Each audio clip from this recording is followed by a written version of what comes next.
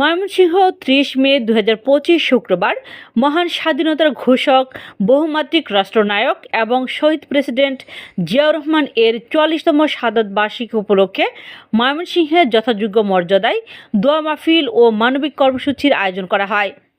ময়মনসিংহ মহানগর যুবদলের যুগ্ম সাধারণ সম্পাদক শেখ নূরে আলম সিদ্দিকী আলমের উদ্যোগে আয়োজিত এই কর্মসূচিতে দোয়া মাহফিল শেষে অসহায় ও এতিম শিশুদের মাঝে খাবার বিতরণ করা হয়।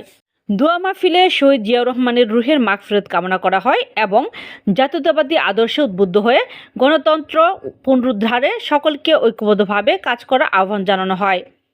এ সময় উপস্থিত ছিলেন স্থানীয় যুবদল ও বিএনপির নেতাকর্মী, মাদ্রাসা শিক্ষক এবং এলাকাবাসী।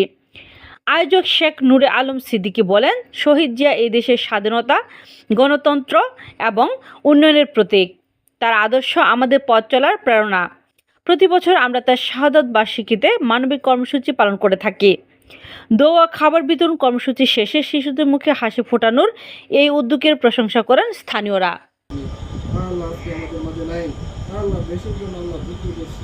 আল্লাহ তুমি তাকে আল্লাহ মাফ করে দাও। আল্লাহ তার কবরকে আল্লাহ তুমি জান্নাতের বাগান বানিয়ে দাও। আল্লাহ দেশের জন্য যারা যুদ্ধ করে আল্লাহ আজকে আমাদের মাঝে নাই, আল্লাহ সকলকে আল্লাহ তুমি জান্নাত বসে করিয়া দাও। আল্লাহ আমাদের মধ্য থেকে আল্লাহ অনেকে যারা আল্লাহ অসুস্থ, আল্লাহ